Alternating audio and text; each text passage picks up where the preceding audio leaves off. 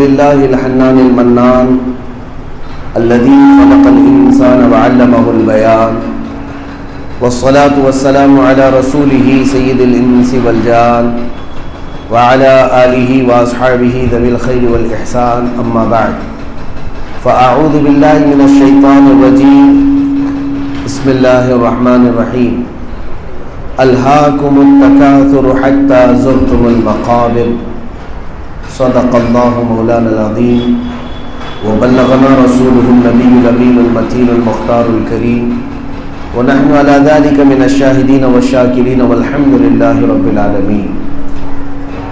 بارگاہ رسالت میں آپ صلی اللہ تعالیٰ علیہ وسلم نے درود پاک کا ہدیہ پیش کریں.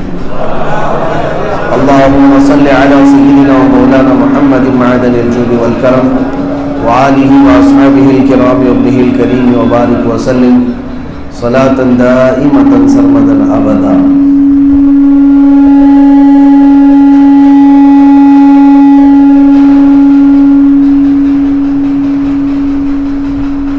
قرآن عظیم کی جس آیت پاک بلکہ جس سورہ کا میں نے آپ کے سامنے ابھی ذکر کیا اور تلاوت کیا ہے اس کو سورہ تکاثر کہتے ہیں. وہ شروع ہوتی ہے الہاکم التکاثر. چھوٹی سورہ ہے, اکثر لوگ یاد بھی کر لیتے ہیں اور یاد کرنا بھی چاہیے, جس کا مطلب یہ ہے اللہ تبارک و تعالیٰ ارشاد فرماتا ہے کہ تکاثر کا مطلب ہوتا ہے کسی بھی چیز کی کثرت, بہت زیادتی, کھانے میں زیادتی, پینے میں زیادتی, سونے میں زیادتی, مال میں زیادتی, آرام میں زیادتی, کسی بھی چیز میں بہت زیادہ چیز ہو جانا, اس کو کہتے ہیں تکاثر. اور رب تعالیٰ فرماتا ہے یہ بہت زیادہ آرام پسند یا تکاثر نے تمہیں غفلت میں ڈال دیا ہے. جب بھی کسی کے پاس کوئی چیز زیادہ آتی ہے تو آدمی غافل ہونے لگتا ہے. سب کے لیے نہیں لیکن اکثریت کا ایسا ہے. آپ کو میں یہ بات بتا دوں کہ ہم تو دعا یہی کرتے ہیں کہ ہمیشہ خوش رہیں, سلامت رہیں, اور ہم چاہتے بھی ہیں کہ خوش رہیں, سلامت رہیں. بلکہ حقیقت یہ ہے, بزرگوں نے فرمایا کہ اگر تمہیں بیماری نہ آئے اور دکھ اور درد نہ پہنچے تو پھر تمہارے اندر غرور و تکبر آنے لگ جاتا ہے. اور اتنا ہی نہیں, آپ کو میں بتاؤں کہ فرعون جس نے انا ربکم الاعلی کا دعویٰ کیا, یعنی میں تمہارا سب سے بڑا خدا ہوں, فرعون کو یہ جو غرور آیا اس کی ایک وجہ مفسرین نے فرمایا کہ اس کو 100 سال تک کبھی بخار تک نہیں آیا,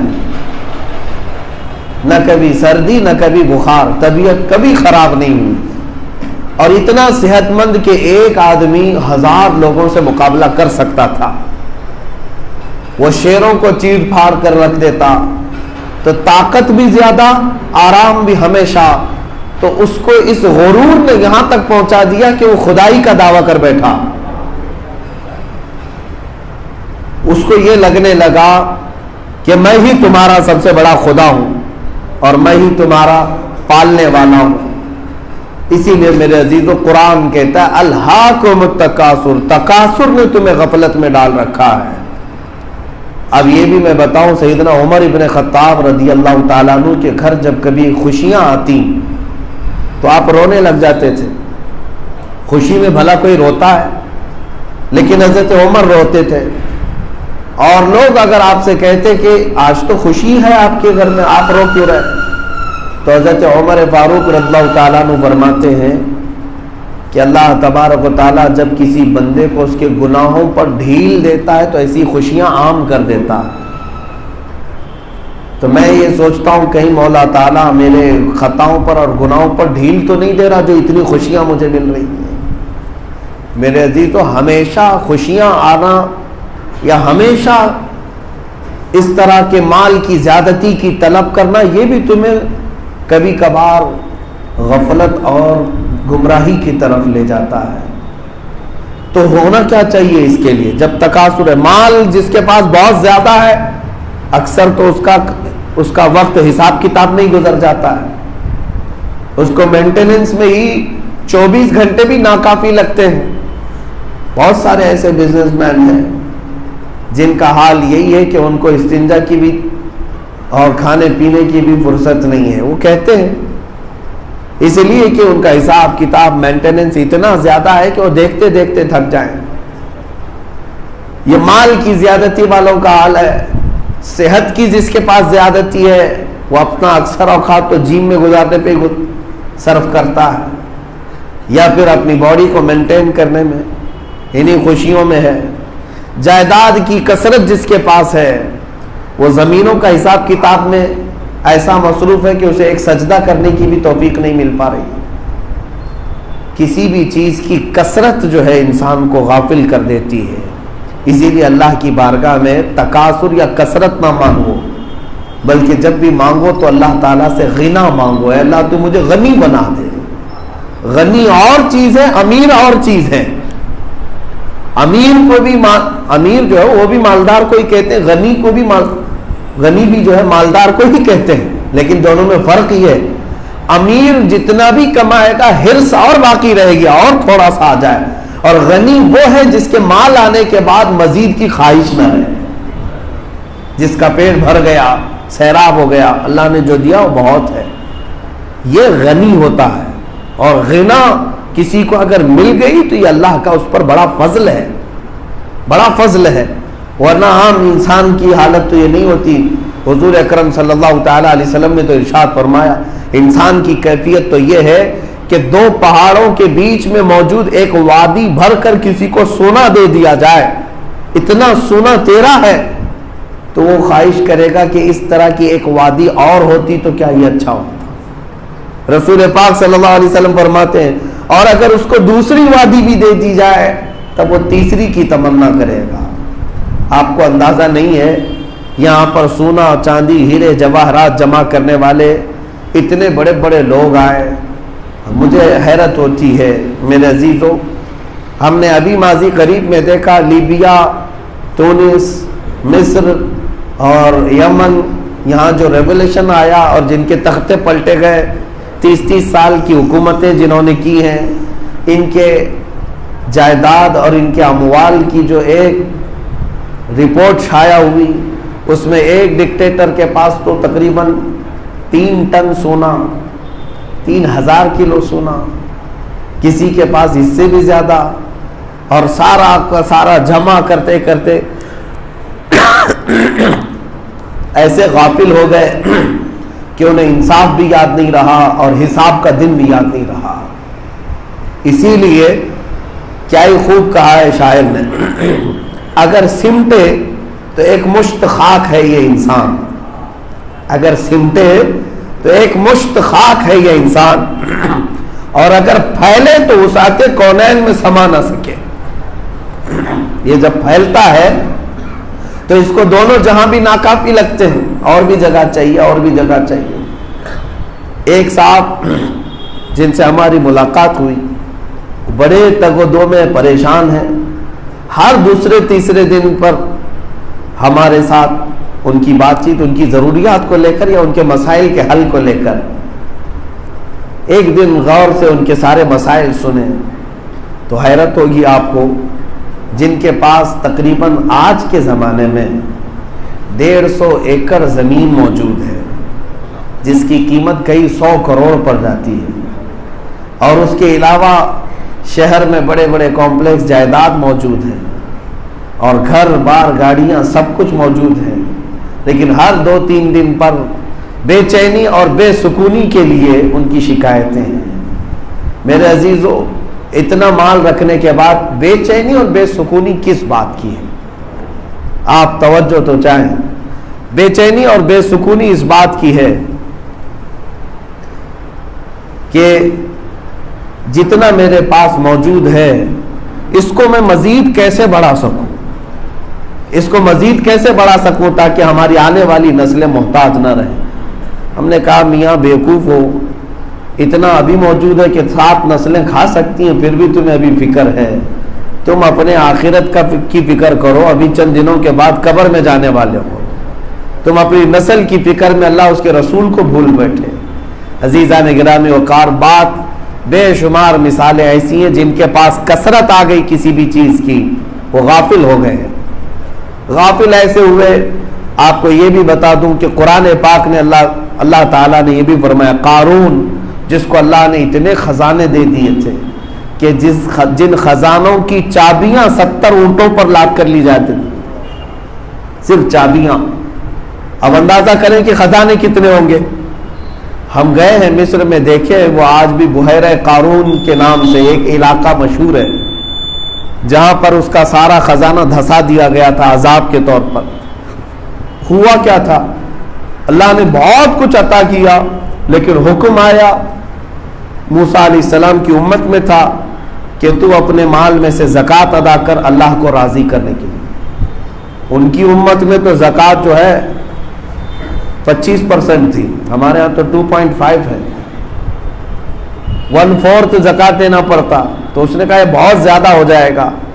حضرت موسیٰ علیہ السلام نے رعایت کروائی اللہ کی بارگاہ میں کہ اللہ اس کو کچھ رعایت دی جائے، اللہ بہتر جانتا ہے۔ رعایت بھی فرمایا تو رب تعالیٰ نے اتنا کہ فرمایا گیا کہ 1000 روپے میں 1 روپیہ دینے کا اسے حکم ہوا۔ بہت کم ہو گیا، 100 میں 1 کی بات نہیں کروں، 1000 میں 1 دینے کا حکم ہوا۔ اب اس حکم کے مطابق جب وہ اپنا حساب کتاب کرنے کے لیے بیٹھا تو کئی خزانے صرف زکوٰۃ میں نکل کے جا رہے تھے۔ 1000 میں 1 کے حساب سے بھی کئی خزانے صرف زکوٰۃ میں جا رہے تھے۔ تو جو خزانے زکوٰۃ میں جا رہے تھے ان کو دیکھتا اور حسرت میں پھر اس کی نیت خراب ہونے لگ گئی۔ کہا کہ اتنا مال میں فری میں مفت میں کسی اور کو کیوں دے دوں، کون کیا بگاڑ لے گا میرا۔ اس بات پر اس نے کیا کیا، ایک عورت کو جو زانیہ عورت تھی خریدا پیسوں سے اور کہا کہ موسیٰ پر تو تہمت لگا دے کہ تیرے پیٹ میں بچہ جو پل رہا ہے وہ موسیٰ کا ہے۔ یہ مالداروں کی چربی ایسی ہے کہ اللہ تبارک و تعالیٰ کی بارگاہ میں دینے کے لیے ہاتھ نہیں اٹھتا، لیکن غلط کاموں کے لیے ان کے پاس لاکھوں روپے بھی آ جائیں۔ رشوت دینے کے لیے آج یہ 10-10 لاکھ روپے خرچہ کرتے ہیں، سیٹنگ کرنے کے لیے 50 لاکھ روپے بھی دے دیتے ہیں۔ انکم ٹیکس والے اگر چھاپا مارنے آ جائیں تو ڈیلنگ کرنے کے لیے تو 500,000 روپے تو بات نہیں کرتے، لاکھوں میں بات کرتے ہیں، لاکھوں میں بات کرتے ہیں۔ اللہ کے گھر میں جب دینے کی بات آئے تو پھٹی پرانی 10 روپے کی نوٹ زیادہ سے زیادہ 50 روپے دے کر دن بھر وہ جتائے۔ اللہ کے گھر میں دینے کی بات آئے، اللہ ماشاءاللہ سب کی بات نہیں کر رہا ہوں، لیکن جس کا دل غافل ہو گیا ہے مال کی کثرت کی وجہ سے، ان کا حال یہ ہے۔ ان کا مال اسی طرح سے رشوت دینے میں، لوگوں کا منہ بند کرنے میں، یا پھر دنیاوی معاملات میں خرچ ہو جاتا ہے، لیکن اللہ کی بارگاہ میں نہیں۔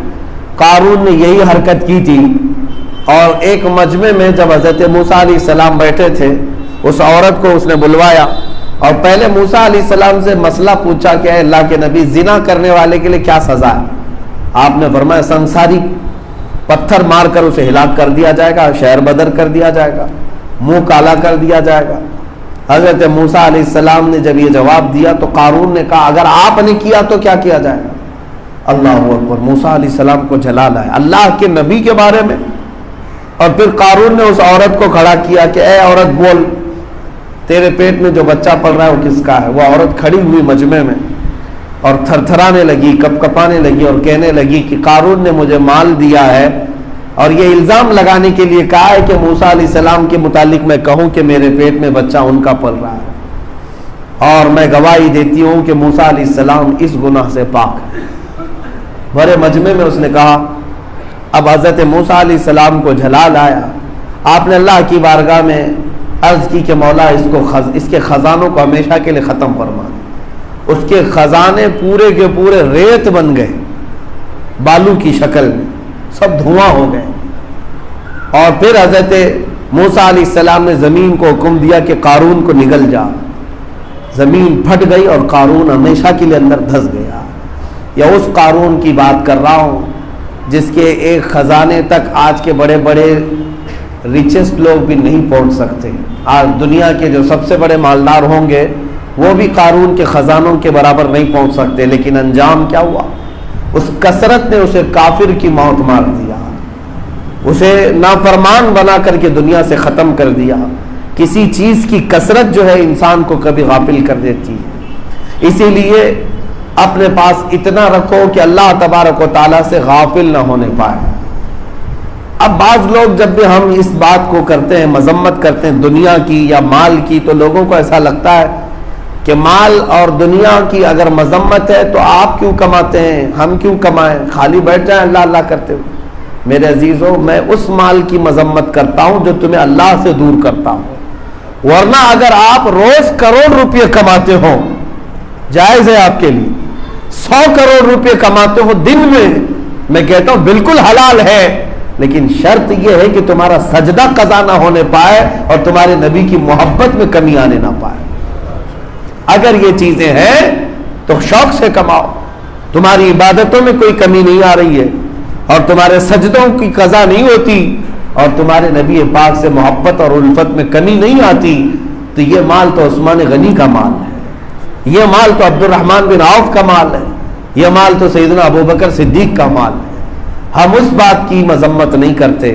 میرے عزیزوں، اب علاج کیا ہے جب کسی کے پاس کثرت ہو گئی اور غافل ہو گیا دل کی غفلت کے اندازے اسی سے لگا سکتے ہیں کہ دل زیادہ عبادتوں میں نہیں لگتا، اللہ رب العزت کے حضور بیٹھنے کا دل نہیں کرتا، بھاگنے کا دل کرتا، یہ غافل دل ہے۔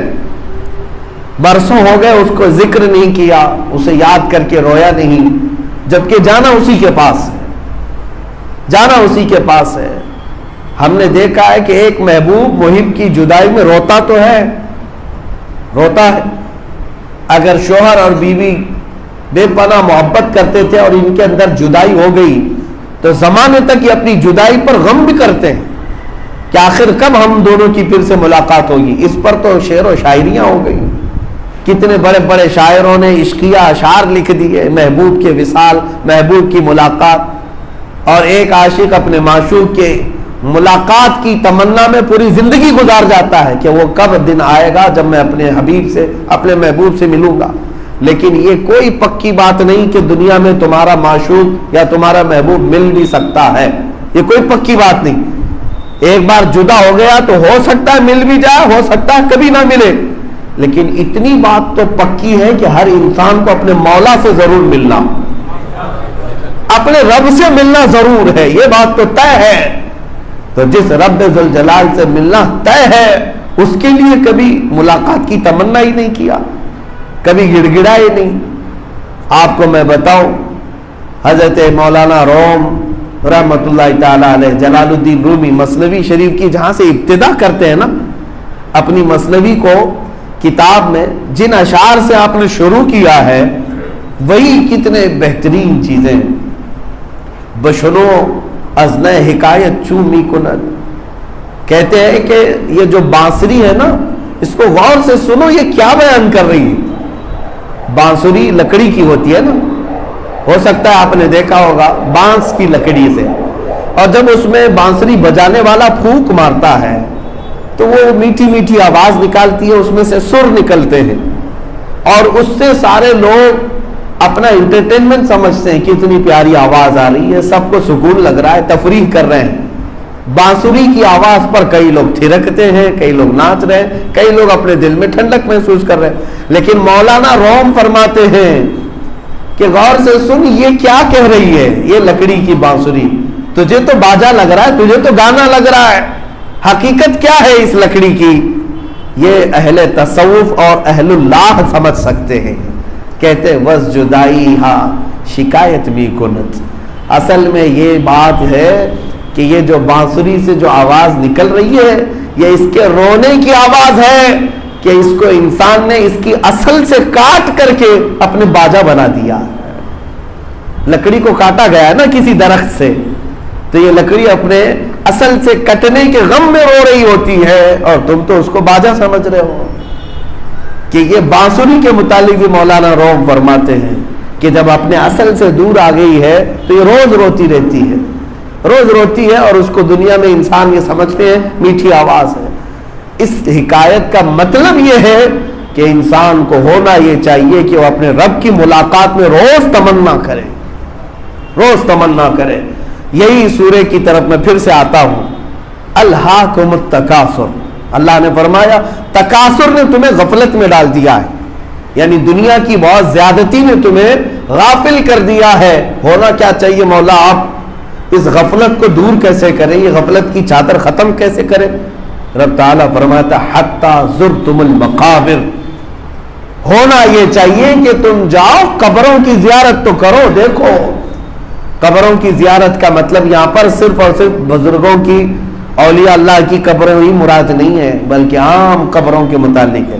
اور زیارت سے مراد صرف اس لیے نہیں کہ تم چادر چڑھاؤ، پھول چڑھاؤ اور آ جاؤ، بلکہ قرآن جس زیارت کی بات کر رہا ہے وہ یہ ہے کہ جاؤ دیکھو قبرستان میں اور قبروں والوں کے متعلق پوچھو کہ یہ کیا تھے، کون تھے، کب تھے، اور پھر آج دیکھو کہ وہ کس طرح خاموش سوئے ہوئے ہیں۔ یہ تمہاری عبرت کی جگہ ہے، یہ تمہاری عبرت کی جگہ ہے جہاں تم سب پہنچو گے اور ہم بھی پہنچیں گے۔ میرے عزیزوں، آپ کو اندازہ بھی نہیں، یہ ایک سانس کی ڈور صرف کٹ جائے تو اس دنیا سے اس دنیا میں چلے جاتے ہیں۔ صبح ناشتہ ہمارے ساتھ کرنے والا شام میں قبرستان میں سویا ہوا ہے، آج ہمارے ساتھ نماز پڑھنے والا، جمعہ کی نماز پڑھنے والا، عشاء میں دیکھو تو اس کی تدفین ہو چکی ہے۔ ایسی موتیں آئی، مختصر سی یہ سانسوں کی ڈور رک جاتی ہے، دنیا بدل جاتی ہے۔ اسی لیے رب ذوالجلال نے فرمایا تمہیں چاہیے کہ جاؤ قبروں کو دیکھو۔ یہ بڑے بڑے لوگ بھی ہیں اس کے اندر، بڑے بڑے پیسے والے جن کے پاس دنیا بہت آئی، جن کو دولت بھی دی گئی، گاڑیاں بھی دی گئی، گھر بھی دیے گئے، جائیداد بھی دیے گئے، لیکن آج ان کے پاس ایک پھوٹی کوڑی بھی نہیں ہے جس میں یہ سو رہے ہیں۔ عزیزان گرامی وقار، یہ عبرت کی جگہ ہے۔ اور مومنین کو آج ہمارا حال تو یہ ہے، خصوصیت کے ساتھ میں اکثر لوگوں کو دیکھتا ہوں سنیوں میں قبروں کی زیارت کا مطلب یہ یہی سمجھ بیٹھے ہیں کہ جائیں خوب پھول چڑھائیں، چادر چڑھائیں اور اس کے بعد آ جائیں ٹھٹا مارتے ہوئے، ہنستے ہوئے۔ میرے عزیزوں، ہم جو پھول انہیں پیش کرتے ہیں وہ در حقیقت اس لیے کہ یہ پھول اور پتے تسبیح پڑھتے ہیں، اس تسبیح سے ان کو سکون ہو، ورنہ یہ کوئی رسم و رواج کے طور پر نہیں ہے۔ ہو کیا آ رہا ہے، قبرستان میں لوگ ٹھٹا مار کر ہنس رہے ہوتے ہیں، لطیفے سنا رہے ہوتے ہیں۔ تمہیں اندازہ بھی ہے کہ وہاں کی زندگی کتنی سخت ہے، کتنی سخت ہے۔ اس کثرت نے تمہیں ایسا غافل کر رکھا ہے۔ روایات میں ہے کہ اگر قبر کو کھول دیا جائے، ابھی تو کھولی جاتی ہیں قبریں، لیکن جن قبروں میں عذاب ہو رہا ہوتا ہے، فرمایا گیا کہ اگر ان قبروں کے اندر کے حالات تمہیں بتا دیے جائیں تو تم دنیا میں ایک منٹ زندہ رہنے کو بھی پسند نہیں کرو گے، دنیا سے اوب جاؤ گے، تھک جاؤ گے اگر وہاں کے حالات بتا دیے جائیں۔ اسی لیے قرآن کہتا ہے حتی زرتم المقابر، جاؤ قبروں کو دیکھو۔ یہاں ممبئی والوں کے لیے تو حالات ایسے ہیں کہ 6 مہینے کے بعد قبریں کھد جاتی ہیں، اکثر جگہ پر یہ حالات ہیں۔ ہم انہی لوگوں کو پھر سے نکال رہے ہوتے ہیں جن کا ڈیل ڈول کیا تھا، ان کا حسن و جمال کیا تھا، ان کی صحت کیا تھی، لیکن کبھی ان کا پاؤں پکڑ کر نکال رہا ہوتا ہے غور کن، کبھی ان کا سر ہاتھ میں آ جاتا ہے، کبھی ہاتھ میں آ جاتا ہے، ٹوٹی ہوئی ہڈیاں قبر میں، اس کے سوا کچھ نہیں ملتا۔ عزیزان گرامی وقار، یہ زندگی کے ختم ہونے کی سچی داستان ہے، اس میں کوئی شک نہیں کر سکتا۔ آج دنیا کا اگر سب سے بڑا سچ جسے نہ چاہتے ہوئے بھی تمہیں ماننا پڑے گا وہ موت ہے۔ تم ہزار نہ چاہو لیکن تمہیں تسلیم کرنا پڑے گا کہ موت آنی، موت ہے، چاہے وہ ہندو ہو کہ یہودی ہو، کوئی عیسائی ہو کہ سکھ ہو، کوئی ہو، اس چیز سے انکار نہیں کر سکتا۔ اسی لیے قرآن کہتا ہے تمہاری تکاثر، تمہاری غفلت کو اگر کوئی چیز ہٹا سکتی ہے تو وہ قبروں کو دیکھو جا کر۔ اسی لیے وہ بات مجھے یاد آتی ہے، حضرت سفیان ثوری رضی اللہ تعالیٰ ایک جنازے کو دیکھتے ہیں جس میں ایک چھوٹی 8 سال کی بچی جنازے میں پیچھے پیچھے چل رہی تھی، اس کے باپ کا جنازہ تھا، وہ روتی ہوئی جا رہی تھی اور کیا کہہ رہی تھی کہ بابا جان آج ہمارے گھر پر کیسی بڑی مصیبت آ گئی، آپ ہم کو چھوڑ کر چلے گئے، ہمارے گھر پر آج بہت بڑی مصیبت آئی ہے، ہم تنہا ہو گئے اور آپ ہمیشہ کے لیے رخصت ہو رہے ہیں۔ وہ بچی پیچھے چیخ مار کر رو رہی تھی۔ حضرت سفیان ثوری نے اس بچی کے سر پر ہاتھ رکھا اور کہا بیٹا تمہارے گھر پر بڑی مصیبت نہیں آئی، سب سے بڑی مصیبت جو اس سے بڑی ہو نہیں سکتی وہ تمہارے باپ پر آئی، وہ موت ہے۔ موت سے بڑھ کر کوئی آزمائش نہیں ہے، جو تمہارے باپ پر آئی ہے وہ تمہارے گھر پر تھوڑی نہ آئی ہے۔ ایک بار تو وہ جدا ہوا ہے، کل سے پھر تم کھانے پینے پہ لگ جاؤ گے، تمہارے معاملات ویسے ہی چلیں گے، لیکن تمہارے باپ کے متعلق سوچا کہ اس کی آج تو پوری دنیا بدل چکی ہے۔ جو آزمائش آج تمہارے باپ پر آئی ہے وہ ابھی کسی پر نہیں آئی، تم پر۔ موت سے بڑھ کر کوئی آزمائش نہیں۔ پھر دوسرے دن حکایت میں لکھا ہے کہ دفن ہو گیا وہ شخص، دوسرے دن قبرستان میں حضرت سفیان ثوری گئے ہوئے تھے، تو یہی 8 سال کی بچی اپنے باپ کی قبر کے پاس بیٹھی رو رہی تھی۔ 8 سال کی بچی تھی، اپنے باپ کو قبر میں یاد کرتے ہوئے رو رہی تھی کہ بابا جان آپ بیمار تھے، میں دوائیاں لا کر آپ کو دیا کرتی، آپ اٹھ نہیں سکتے میں بستر جھاڑ دیا کرتی، میں آپ کو شال اوڑھا دیا کرتی، آپ کو پانی اور کھانا میں پیش کر دیا کرتی۔ کل کی پہلی رات آپ نے قبر میں گزاری، میرے بنا آپ نے رات گزاری ہے، آپ کو دوائی کس نے دی، آپ کو کھانا پانی کس نے پیش کیا، آپ کا بستر کون جھاڑا، آپ کی شال کون اڑایا؟ یہ بچی ننھی سی اپنے باپ کی قبر کے پاس بیٹھ کر گریہ وزاری کر رہی تھی، پیچھے حضرت سفیان ثوری کھڑے تھے، ہائے، اور اس بچی کو اٹھایا اور کہا بیٹا اب اپنے باپ سے وہ باتیں مت پوچھ جو کچھ تو دنیا میں کرتی تھی، یہ مت پوچھ، بلکہ اپنے باپ سے یہ پوچھ کہ بابا جان جو ہم نے کفن پہنا کے بھیجا تھا فرشتوں نے اس کو باقی رکھا ہے یا چھین کر ننگا کر دیا ہے؟ یہ پوچھ اپنے باپ سے کہ ہم نے تو تمہیں سجا سوار کر کے بھیجا تھا، بابا جان تمہارا چہرہ کل جیسا تھا ویسی ہے یا پھول کر پھٹ چکا ہے؟ اپنے باپ سے یہ پوچھ کہ ہم نے تمہیں نہلا دھلا کر کے بھیجا تھا اسی طرح قبر میں موجود ہو یا ہر جگہ سے نجاست نکل چکی ہے؟ یہ حالات ہیں۔ حضرت سفیان ثوری یہ کہتے کہتے رو پڑے، اتنا روئے کہ ان کی داڑھی بھیگ گئی، اور کہا مولا اس سے بڑی آزمائش کچھ نہیں ہے۔ اسی لیے حضرت عثمان غنی رضی اللہ تعالیٰ عنہ کا حال یہ تھا کہ مصلی بچھاتے اور اگر قبروں کا کوئی ذکر کرتا تو اتنا روتے تھے کہ ان کا مصلی بھیگ جاتا، ان کا غلام مصلی نچوڑ کر کے سکھایا کرتا تھا۔ حضرت عثمان غنی سے پوچھا گیا آپ صرف قبروں کے ذکر پر اتنا کیوں رو پڑتے ہیں؟ حضرت عثمان غنی کہتے تم نہیں جانتے، یہ وہ منزل ہے کہ یہاں سے اگر نکل گیا تو ساری منزلیں آسان ہیں، ساری منزلیں آسان ہیں، اور اگر یہاں پھنس گیا تو ہر منزل اس کے لیے مشکل سے مشکل ہو جائے گی۔ میرے عزیزو جانا تو وہیں پر ہے، انہی قبروں میں۔ اسی لیے مولا تعالیٰ نے جو فرمایا حتی زرتم المقابر، جایا کرو قبروں کو دیکھ آیا کرو، قبروں کو دیکھ آیا کرو۔ حضور اکرم صلی اللہ تعالیٰ علیہ وسلم ایک مرتبہ حضرت ابو ہریرہ رضی اللہ تعالیٰ عنہ کے ساتھ مدینہ طیبہ کے باہر جہاں لوگ کوڑا کرکٹ پھینکا کرتے تھے، کچرا پھینکا کرتے تھے، ایک بڑا سا کوڑا دان تھا، وہاں تشریف لائے۔ لوگ وہاں پر اپنی میتوں کو بھی پھینک دیا کرتے تھے۔ زمانے جاہلیت میں کفار و مشرکین گڑھوں میں اپنے مردوں کو ڈال کر چلے جاتے تھے، وہاں گڑھے کے قریب کھڑے ہوئے حضور پاک صلی اللہ علیہ وسلم دیکھنے لگے وہاں پر پڑے ہوئے کچرے۔ حضرت ابو ہریرہ رضی اللہ تعالیٰ عنہ نے پوچھا یا رسول اللہ صلی اللہ علیہ وسلم کیا آپ ملاحظہ فرما رہے ہیں، کس چیز کو دیکھ رہے ہیں؟ نبی رحمت صلی اللہ تعالیٰ علیہ وسلم فرماتے ہیں ابو ہریرہ یہ دیکھ رہے ہو یہاں کچھ ہڈیاں پڑی ہیں، کچھ کھوپڑیاں پڑی ہیں، کچھ کپڑے ہیں، تم دیکھ رہے ہو؟ کہا ہاں یا رسول اللہ یہ تو مردوں کی ہے۔ رسول پاک صلی اللہ علیہ وسلم نے فرمایا ابو ہریرہ یہ ہڈیاں اپنے زمانے کے بڑے بڑے پہلوانوں کی ہیں، بڑے بڑے سورما تھے، یہ بڑے مال والے تھے، ان کی سواریاں ایسی تھی کہ لوگ دیکھنے کے لیے کھڑے ہوتے، یا ان کا لباس ہے جس پر یہ فخر کرتے تھے۔ آج یہ کوڑا کرکٹ میں ایسے لت پت ہو چکے ہیں کہ ان کے نشانات غائب ہو چکے ہیں۔ اور اس کے بعد میرے آقا صلی اللہ تعالیٰ علیہ وسلم روتے ہوئے واپس آئے۔ میں نے جتنی باتیں آپ کے سامنے رکھی، سفیان ثوری ایک تابعی ہیں، سفیان ثوری ایک تابعی ہیں، حضرت ابو ہریرہ صحابی ہیں، حضور اکرم صلی اللہ تعالیٰ علیہ وسلم سید الانبیاء ہیں، اور سیدنا عثمان غنی رضی اللہ تعالیٰ عنہ صحابی خلیفہ ہیں، اتنے بڑے لوگ قبروں کے حالات پر ذکر پر رو پڑتے تھے، اور آج ہماری حالت یہ ہے۔ یہی تکاثر نے ہمیں غافل کر دیا ہے، کثرت نے ہمیں غفلت میں ڈال رکھا ہے۔ نوجوان تو آج یہ سمجھتا ہے کہ شاید ہمیں جانا ہی نہیں ہے کبھی۔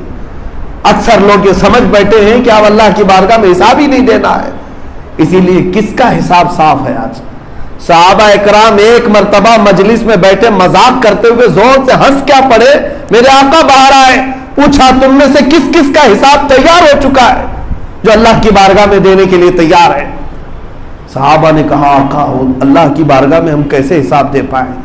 حضور نے فرمایا جب حساب نہیں دے سکتے تو اتنی زور سے ہنسی کس بات کی تھی؟ فَلْيَضْحَكُوا قَلِيلًا وَلْيَبْكُوا كَثِيرًا، چاہیے کہ لوگ کم ہنسا کریں، روئے زیادہ، اس لیے کہ اگر تمہارے اعمال کی پکڑ ہو جائے تو ساری چیزیں یہ دھری کی دھری رہ جائیں گی۔ میرے عزیزوں، میرے کہنے کا خلاصہ یہی ہے، یہ سورہ پوری میں نے تلاوت نہیں کی، اللہ تعالیٰ نے اس میں اخیر میں فرمایا، اس سورہ کا آخری ٹکڑا، آخری آیت یہ ہے ثُمَّ لَتُسْأَلُنَّ يَوْمَئِذٍ عَنِ النَّعِيمِ، اللہ فرماتا ہے پھر ہم تم سے ہر نعمت کے بارے میں ضرور سوال کریں گے۔ جتنی نعمتیں تمہاری پیدائش سے لے کر موت تک دیا ہے، اللہ فرماتا ہے میں سب پوچھوں گا تم سے کہاں کہاں خرچہ کیا۔ آپ کیا سمجھتے ہیں نوٹوں کی گڈیاں اڑا دینا اس کا سوال نہیں ہوگا؟ لوگ یہ سمجھتے ہیں کہ میرا پیسہ ہے میں جہاں چاہے خرچہ کروں، تمہارا کہاں سے پیسہ آیا؟ یہ اللہ کا دیا ہوا ہے، اور وہ تم سے سوال کرے گا۔ اگر آج ہمارے پاس کھانے پینے کی کثرت ہو جائے تو گٹر اور نالیوں میں کھانے بہاتے ہیں۔ شادیوں کے معاملات میں مجھے یہ خبر بھی ملی، ایک شادی کے متعلق میں نے سنا تھا کہ تقریباً 45 کلو چاول اور کھانا انہوں نے صرف گٹروں میں بہایا ہے۔ 45 کلو، کسی نے ویٹ کیا ہوگا، اس سے زیادہ بھی ہو سکتا ہے اسراف کرتے ہو، اس ایک دانے کا بھی اللہ کی بارگاہ میں سوال ہوگا۔ عزیزان اکرام وقار، کثرت آ جانے کے بعد انسان غافل ہو جاتا ہے، اسے اہمیت نہیں ہوتی نعمتوں کی۔ رب تبارک و تعالیٰ نے تمہیں کیسی نعمتوں سے نوازا ہے۔ یہ نوجوان جو آج اپنی طاقت کے بل بوتے نشے میں مغرور ہیں، انہیں پتہ بھی نہیں کہ صرف ایک جھٹکے کی دیر ہے، تمہارا دماغ ہمیشہ کے لیے کوما میں جا سکتا ہے، ہمیشہ کے لیے تم معذور ہو سکتے ہو۔ جس صحت پر تم گھمنڈ کرتے ہو، غرور کرتے ہو، رب تبارک و تعالیٰ کی ہلکی سی پکڑ کی ضرورت ہے کہ اگر کہیں تمہارا پیر بھی پھسل گیا تو زندگی بھر کے لیے لنگڑے ہو۔ کل ہی کی بات ہے، ہمارے ساتھی ایک مولانا صاحب فون کرتے، کافی دنوں کے بعد بات ہوئی تو رو رہے تھے۔ ہم نے پوچھا کیا بات ہے؟ کہا بیک پین تھا، کمر میں تکلیف تھی، اچھے خاصے میری عمر کی بات کر رہا ہوں۔ ہم نے دوائی کرائی، علاج کے طور پر ایک آپریشن کا سجیشن دیا، آپریشن کرایا، اس کے بعد نیچے کی جان چلی گئی۔ 2 بیٹیاں ہیں چھوٹی سی، اور دھر سے نیچے کی جان ہی چلی گئی۔ اب 1000 لوگوں کو بتائیں، ہر کوئی کہتا ہے کہ نہیں اب آخری سانس تک تم اسی حالت میں رہو۔ کہتے ہیں کہ میرا پیشاب پخانہ ہو جاتا ہے پتہ نہیں چلتا بستر پر۔ یہ تو اللہ کا کرم ہے کہ جب تک ہمارے لیے رب تعالیٰ نے لوگوں کے دلوں میں محبت رکھا ہے، میرا دیکھ ریکھ کر رہے ہیں۔ باقی تو میرے عزیزوں میں سوچ بھی نہیں سکتا کہ جو ایک زمانے میں اچھل کود کرتا تھا، ہٹا کٹا آدمی، جس کی تقریریں، جس کی نعتیں، اور جو ہر جگہ ہنسی خوشی گھومتا تھا، آج اس کی حالت یہ ہے کہ پیشاب پاخانے کا بھی احساس نہیں۔ رات بھر درد سے احساس ہوتا رہا اور رونا آیا، اے بار الہ تو نے سچ فرمایا، یہ تیرے ہر کام حکمت سے بھرے ہوئے ہیں، اور جب تو چاہے بندوں کو پکڑ لے اور جب چاہے تو آزاد کرے۔ اسی لیے اے میرے عزیزوں، قرآن کی اس آیت پر آ جاؤ۔ رب تعالیٰ نے جو فرمایا الہاکم التکاثر، کثرت نے تمہیں غافل کر دیا ہے۔ کوئی چیز کثرت سے تمہارے پاس ہے تو اسے کم کر لو تاکہ حساب کتاب کم ہو جائے۔ تمہارے پاس کپڑوں کی زیادتی ہے تو تھوڑا کم کر لو دوسروں کو دے کر، کھانے پینے کی زیادتی ہے تو کم کر لو دوسروں کو دے کر، تاکہ تمہارے حساب کتاب میں آسانیاں ہو جائیں۔ اور اگر غفلت نہیں جاتی تو قبروں کے پاس چلے جاؤ، قبرستان میں جاؤ اور غور سے ان کو دیکھنا۔ ہو سکے تو کسی قبر کے پاس بیٹھ کر کے سوچنا، ممبئی میں تو ایک قبر میں نہ جانے کتنی کتنی لاشیں دفن ہیں، کتنی لاشیں. یہ وہ سب لاشیں ہوں گی جو کسی زمانے میں مرسڈیز سے گھومتے تھے، کسی زمانے میں BMW سے گھوما کرتے تھے. آج ان کو پیر اور ہاتھ حرکت کرنے کی بھی اجازت نہیں ہے، بلکہ فرمایا گیا مردہ ہمیشہ یہ چاہتا ہے کہ سر اٹھا سکوں، ایک سجدہ کروں. رب تعالیٰ فرماتا اب نہیں، عمل کا وقت ختم ہو چکا. تم سجدہ تو دور کی بات ہے، اس کی تسبیح بھی نہیں کر سکتے، ختم ہو چکا، دارالعمل ختم ہے. اسی لیے ہمارے آخری سفر سے پہلے پہلے ہمیں اللہ رب العزت کی طرف لوٹ آنا چاہیے. اللہ تعالی ہمیں اپنے اعمال کی اصلاح کی توفیق عطا فرمائے. رب تبارک و تعالی اس تکاثر اور کثرت کی غفلت سے ہمیں ہمیشہ محفوظ و مامون فرمائے. اے رب ذوالجلال وہ مال نہ دے جو تجھ سے اور تیرے رسول سے ہمیں دور کرے. اے رب ذوالجلال وہ زندگی دے جو تیری طرف ہمیں کھینچ لاتی ہو. مولا وہ سانسیں دے جو تیرے نبی کے قدموں پر قربان ہو. اے کریم خدا ارحم الراحمین، مولا دنیا کی لذتوں میں اور اس کے فانی گناہوں میں ہمیں ملوث کر کے ہمیں ہمیشہ کے لیے راندہ بارگاہ نہ بناؤ. اے رب ذوالجلال جب تک ہیں تیرے ہی تو بندے ہیں اور تیرے حبیب ہی کی امت میں ہیں. ہم سے اگر خطائیں ہوئی ہیں تو درگزر کر دے، معاف کر دے. لیکن مولا اتنی التجا ہے کہ جب جنازہ اٹھایا جائے تو اس شان سے کہ تو بھی راضی ہو، تیرا حبیب بھی راضی ہو. وآخر دعوانا الحمدللہ رب العالمین.